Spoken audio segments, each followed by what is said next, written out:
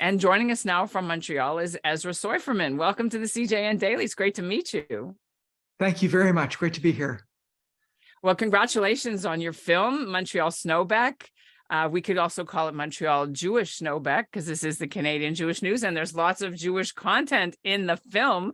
So first of all, how has the reaction been to the launch? What are people saying now that they've seen it? Well, the reaction to the launch of the film about a week ago has been incredible.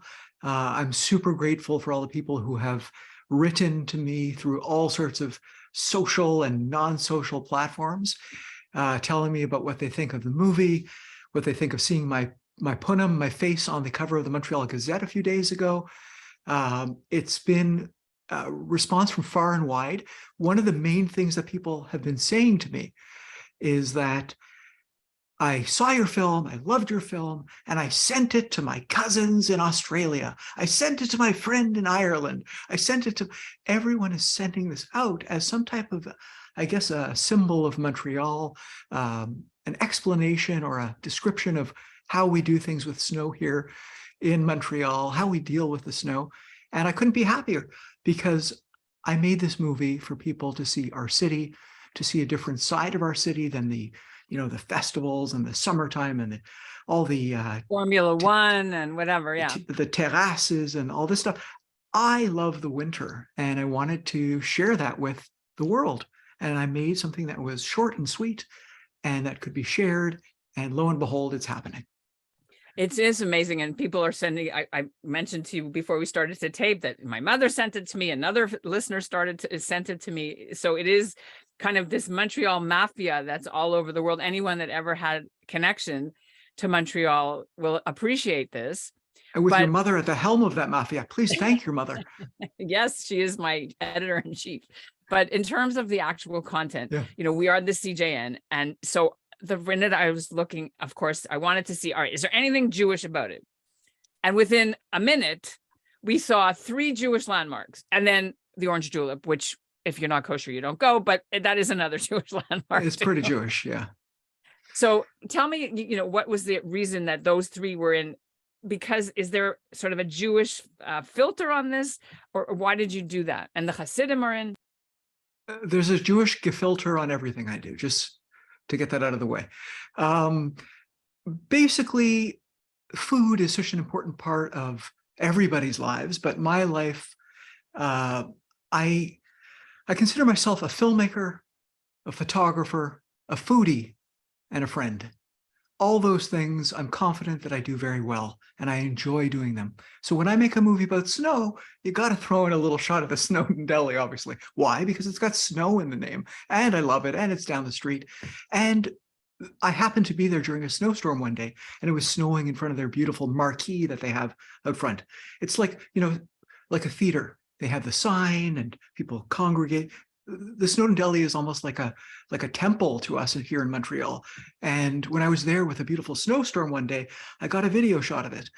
And when it came time to edit the movie, I started throwing in all these landmarks like Schwartz's, St. Viateur Bagel Bakery, the Julep, like you said, all to integrate the food of Montreal, that important aspect of our city, to integrate it into there. The fact that there are Jewish institutions or, Jewish style, exactly, is because they're so important to me. And I wanted to, get them out there further. It was not a paid advertisement. It was from the love of my heart, from the love from my stomach. And I shared it in the movie. Okay, so you threw down the gauntlet. You didn't put in Fairmount. I'm just saying. Personal preference. I love them both. But I guess you could say my top one is St. Viateur. And I love them both. Yeah, I was going to say, in terms of how you got to get your camera and get access to the snow clearing equipment and like the city of Montreal's, I guess, public works department, that I want to hear about that. How did you have to go about that, get permission and everything? Well, I hope I didn't have to get permission because I didn't get permission. I basically left my house. I walked out the door with my iPhone or my professional camcorder or my big photo camera and hit the streets. And when I saw something that was interesting, like snow clearing or someone shoveling, I would either take a shot and then show it to them, or I would take a shot and just move on, or I would ask them and then take a shot. So basically, I go out and I film. Nobody's doing anything illicit or anything that people can't see if they were walking on the streets. So I capture it, what I see, filter it or filter it through my eyes, and then share it. And if the city has a problem with it, let's talk about it. I'll help them figure out what's going on. No, but you got right into the cab, or your camera did anyway. Oh yeah, big trucks. How did you manage to finagle that? Connections. Basically, this is a crazy one. I left my house one day because it was snowing outside and the snow clearing was happening. It's rare. Usually they wait for the snow to stop, and then 2 days later they come and they cart away all the snow. And it takes several days to get the snow off the streets. This time they were clearing the snow from a storm a couple of days before, but it was also snowing that evening. And there's an app in Montreal that shows you where they're clearing. So it's very handy for parking, but it's also very handy for filmmakers who are making a movie about snow clearing and want to get out there and find the trucks.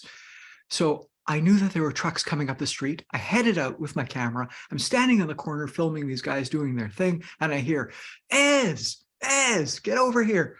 How are you? It's my buddy, Dave Lazar, who lives a couple of blocks away. He was my counselor in the next bunk over at Pripstein's camp back in the day, and he's a real mensch. And he says, "What are you doing out here?" I said, "I'm watching and filming the snow trucks and making a movie on this. It's been taking 7 years I've been making this movie. What are you doing out here?" He says, "I'm watching the trucks too, but I'm not making a movie. I love these trucks."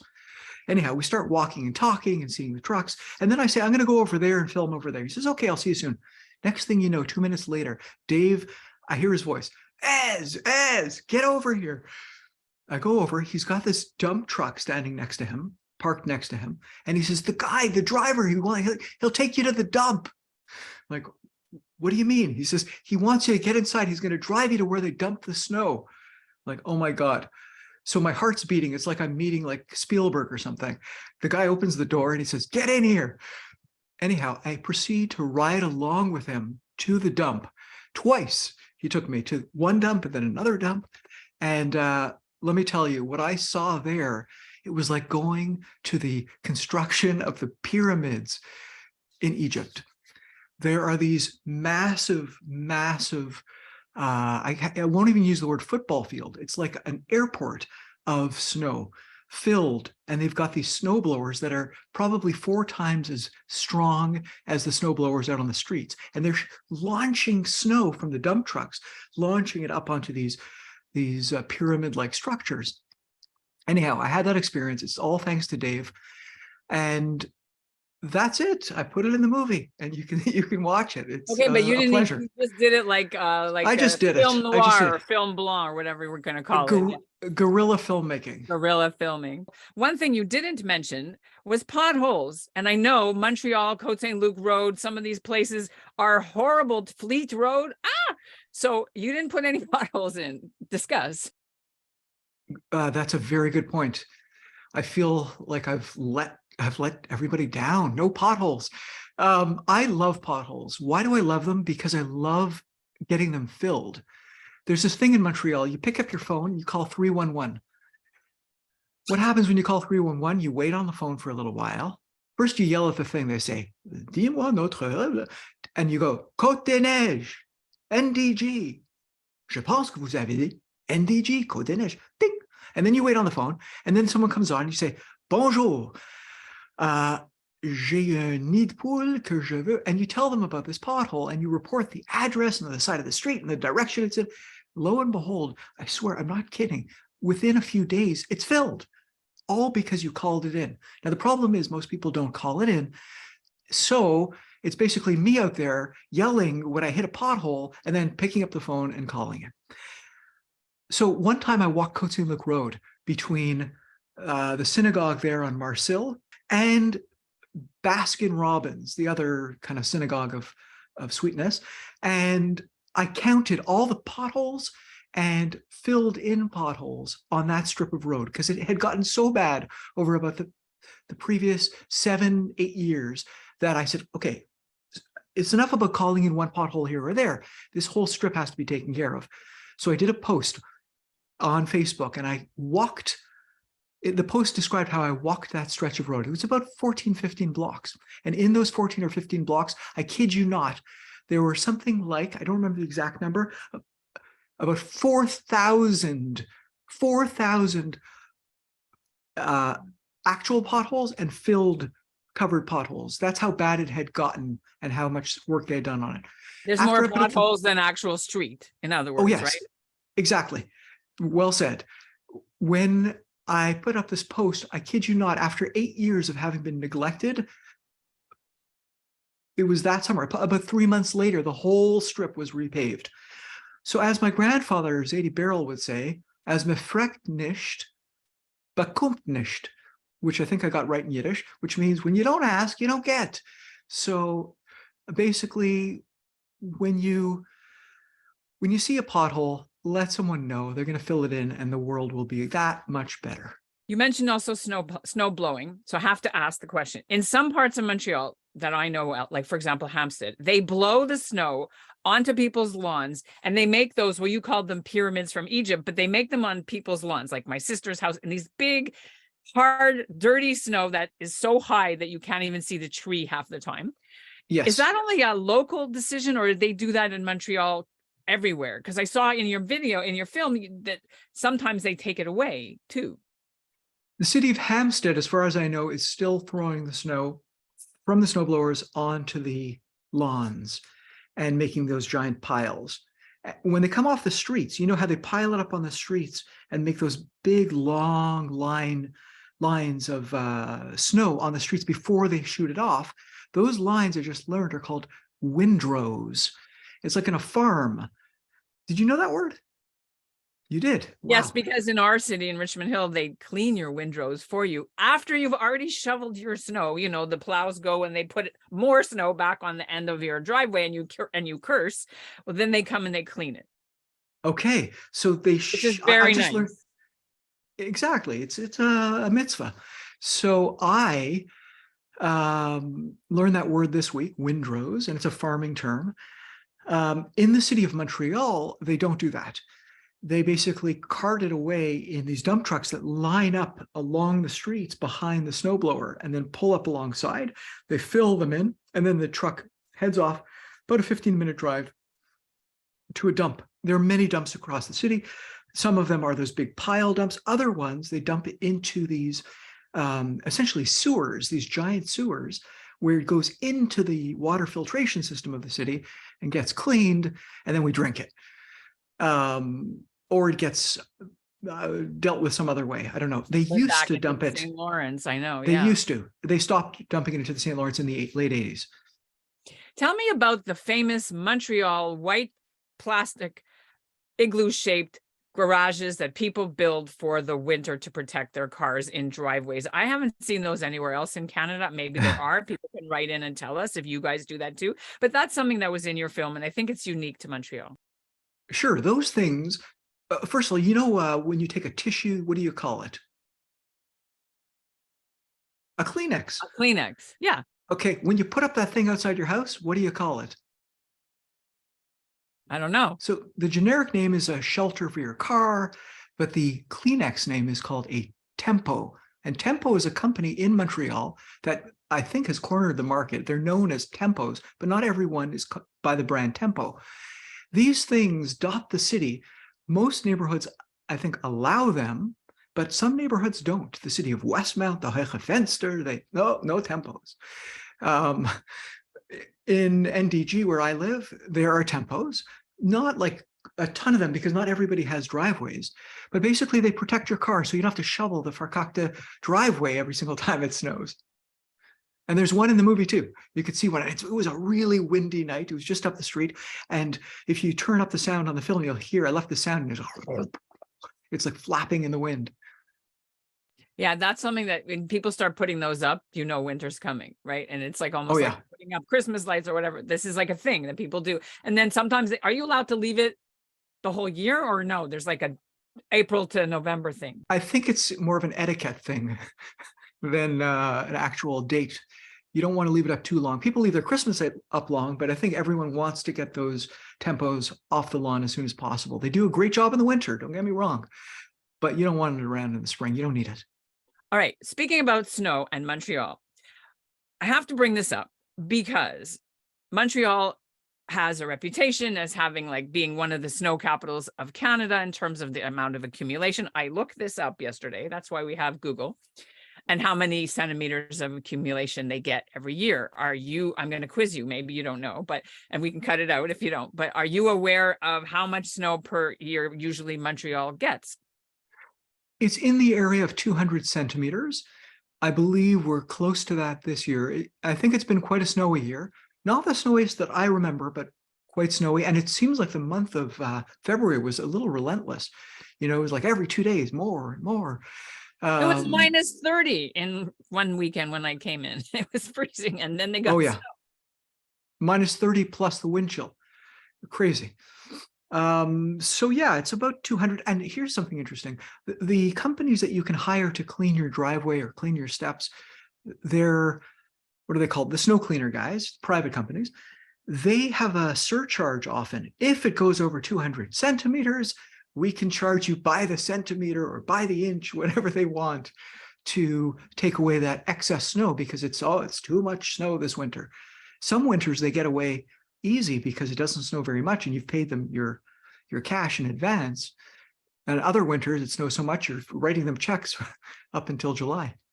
Is there anything particularly noteworthy about Montreal snow that's different in terms of, I don't know, what it feels like or the texture? Oh, it's delicious. You take a little poutine sauce, some cheese curds on top of it. It's amazing. No, really. Snowteen.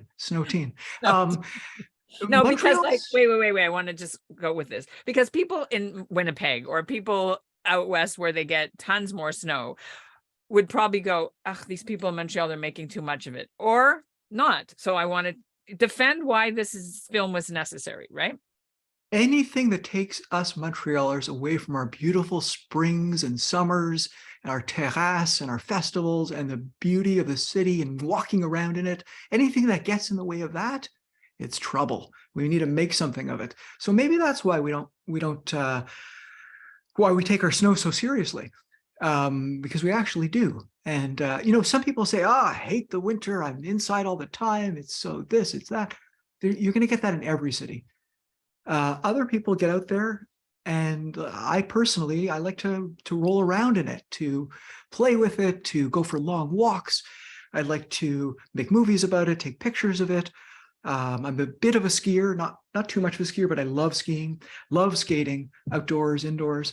So I try to make the most of it. Like I think there's like a Swedish expression, something like, the only reason not to like winter is if you're not dressed right. If you're prepared and you're wearing your hemp parka like I do, and your hemp gatkes, your long underwear, and you're dressed warm and you're ready to get out there and you do it, you're going to have a good time.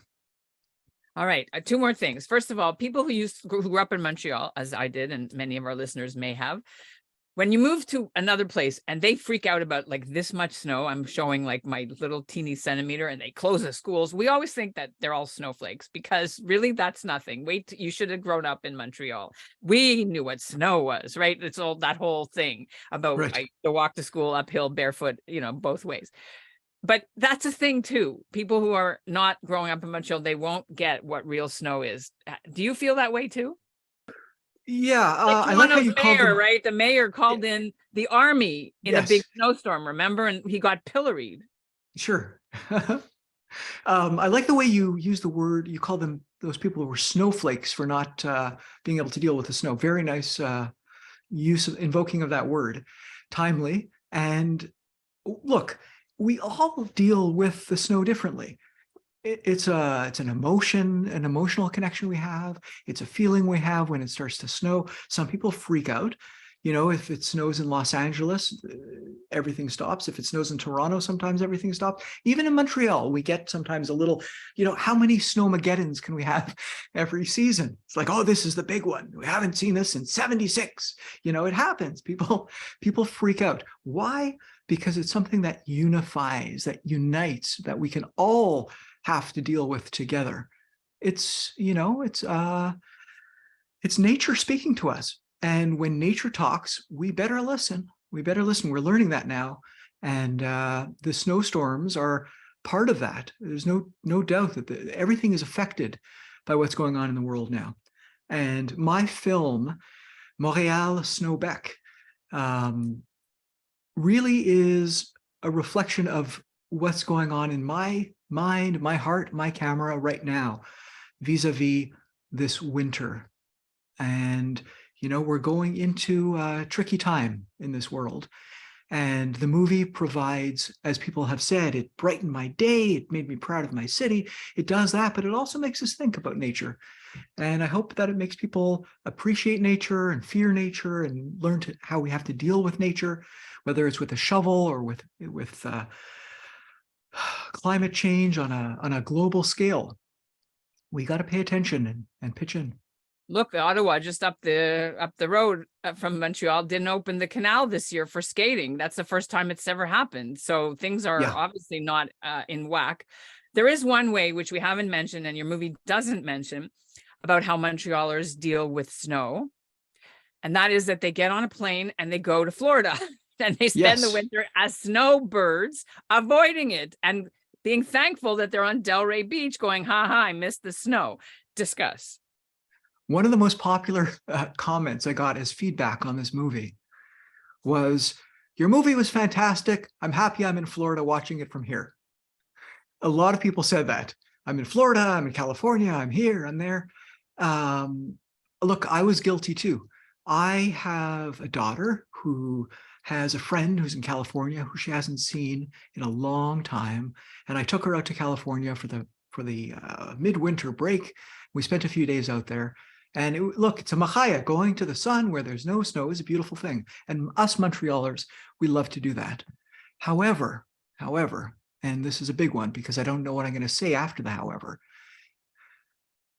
however, we come back to the winter and the snowbirds come back. Sometimes they miss a year. It's a pandemic and they have to live through it and see what it's like. Everybody has their way of dealing with the winter, whether you run, whether you stay, whether you run for half the year or not. What can we do? We have to make the best of all of it. And, you know, people who live in Montreal and then they say, well, let's move to Florida forever. I would miss the snow. I would miss it. I would never be able to handle hot for 12 months. I just wouldn't. It would be weird. I just couldn't handle it. I hear you. So I agree. I agree with you. Thank you so much, Ezra. I didn't ask you one more thing and I forgot to do it at the beginning. So I'll ask it here. And if it fits in, I'll put it at the end. Please. You told another interviewer that you wanted to be a snowplow driver when you were a little boy, and then you got to be one. This is not a Jewish thing that Jewish parents want their kids to be snowblower drivers. Like lawyers, filmmakers, maybe, but definitely not a snowplow driver. But you got to live your dream a little bit. So that's kind of cool closure, no? I wouldn't say it's closure because it hasn't happened yet. I have not yet driven those sidewalk plows, not the snow blower. That's not for me. No, what kind of self-respecting Jew? No, I want to drive a mini tank, the little sidewalk plows that clear the sidewalks. I called them, when I was a little kid, I dubbed them mini tanks. Get over here, the mini tanks. And I would run to the front window and I would press my face up against the frosty glass. And I would stare out at these armadas of trucks that would pass in front of the house. And I said, when I grow up, I want to drive one of those mini tanks. So no, it hasn't happened. I ended up making a movie about it instead. But I have a feeling that somehow, some way, I actually just wrote a letter to the company who makes those things. And I said, hey, watch my movie. You guys are in it. Enjoy. Who knows? Maybe they'll say, come out here and try one out. Wouldn't that be fun? So as I said, when I grow up, I would love to drive one of those. And maybe one day I'll have the opportunity to drive one of those things down the street in Montreal and maybe make a little sequel. That's what I was going to say. Snowbec 2.0, Snowbec 2. And Ezra, it's been great to speak to you and have you on the CJN Daily. Congratulations on your new film. We'll put the link in our show notes for everybody that wants to watch it. And anybody that has friends or family that live in Florida, or, you know, you got to send it to them because, right? Thank you for sharing. Crazy. Thank you for sharing my movie, both you, Ellin, and people who are watching. It's been a pleasure, Ellin, being on the show. And I wish everyone a great rest of the winter and then a wonderful spring and summer. I'll see you there.